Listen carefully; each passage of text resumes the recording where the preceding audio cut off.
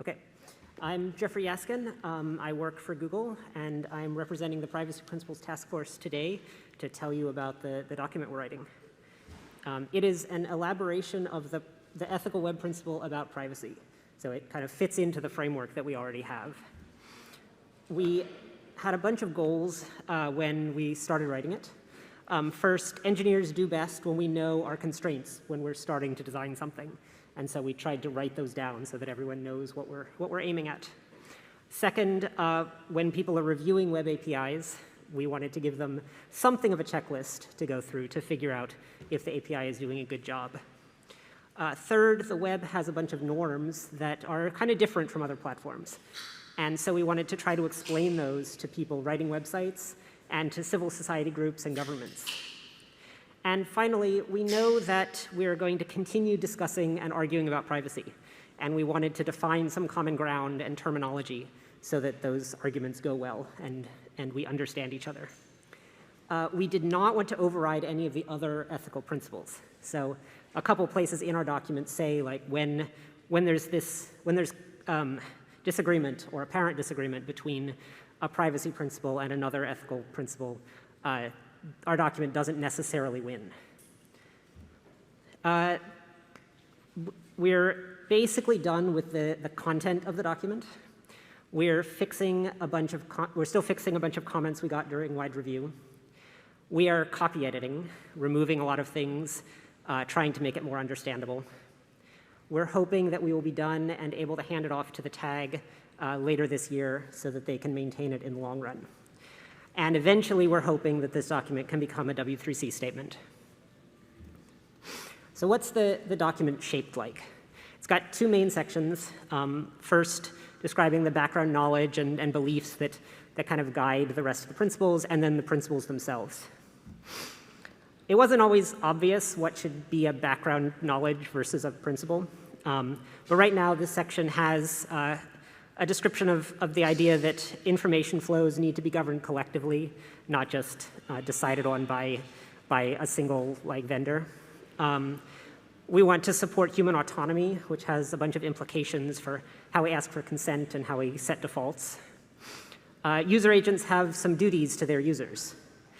And we talk about trade-offs between privacy principles and how often those are not real trade-offs. You can find a better design that satisfies all of the principles together. And the principles themselves.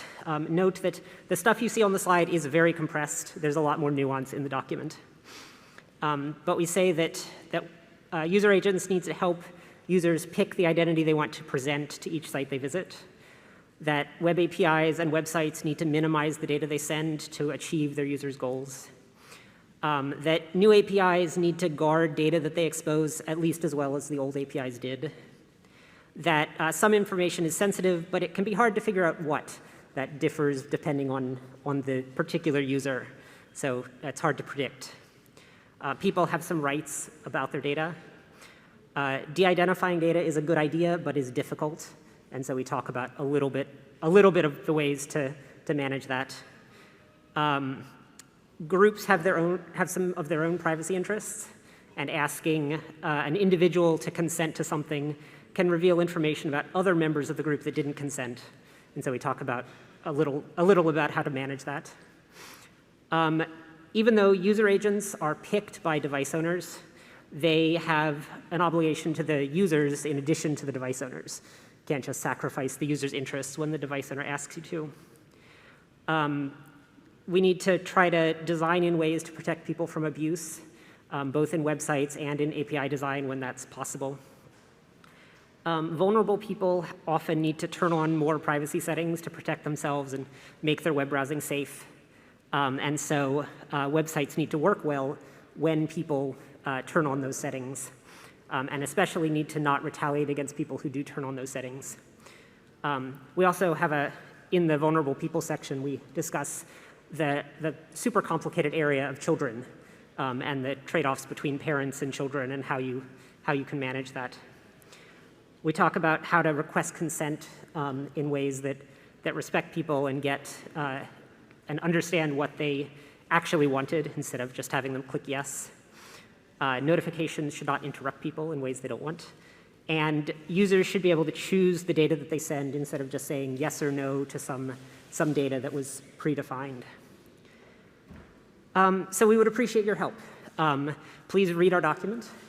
Please send us PRs, suggest text that fixes problems you see. If you don't have a fix in mind, just file an issue. And we have a breakout session tomorrow that you can attend to talk to us more directly. So thank you.